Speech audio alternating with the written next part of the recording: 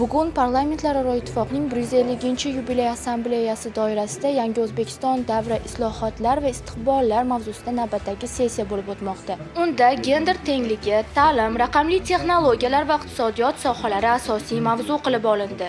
Dolzarb masala sifatida qaralayotgan gender tengligi mavzusida O'zbekiston Milliy media birlashmasi raisi va UzJoku rektori professor Sherzodxon Qudratxo'ja o'z fikrlarini bildirib o'tdi.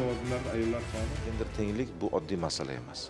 Gender tenglik bir kunda bo'ladigan masala emas. O'zbekiston so'nggi 8 yilda bugungi kunga doğru juda katta yo'lni bosib o'tdi.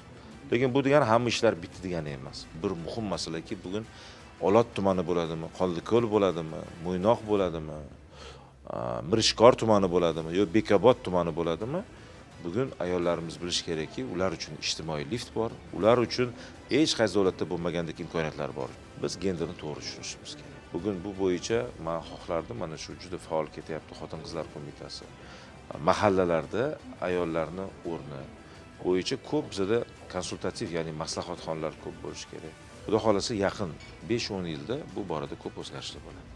Tadbir davomida yuqorida sanalgan ustuvor sohalarning rivoji yaratayotgan imkoniyatlari yuzasidan spikerlar ommaviy axborot vositalari xodimlari uchun ma'lumotlar taqdim etishdi. Ta'lim sifatini oshirish orqali kambag'allikni qisqartirish, iqtisodiyot va shu kabi har qanday muammoga yechim topish mumkin degan xulosa bilan tadbir yakunlandi. Raqamli texnologiyalardan foydalanish O'zbekiston ta'lim tizimida, masalan, avvallari o'qituvchi dars o'tgandan keyin o'zi imtihonlarda. Hozirgi kunda unaqa holat yo'q. O'qituvchi bir semestr davomida dars o'tishi mumkin, deyarli har kuni dars o'tishi mumkin, lekin u talabaga baho qo'ya olmaydi. Imtihonni boshqa odam oladi. Endi bolalar o'qimasa bo'lmaydi. U faqatgina darsga 100% qatnab turib yaxshi baho ola olmaydi. Bu nimaga olib keladi? Bu ta'lim sifatini oshirishga olib keladi. Shuning uchun raqamli iqtisodiyot bilan ta'limni ajratib bo'lmaydi.